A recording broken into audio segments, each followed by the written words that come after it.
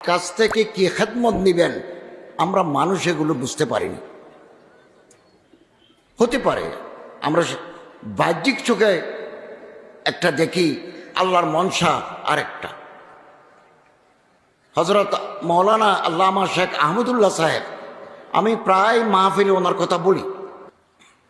এই যে জুলাই বিপ্লব, যে সমস্ত যুবক ভাইয়েরা আহত হয়েছেন, আমি ওনাকে নিয়ে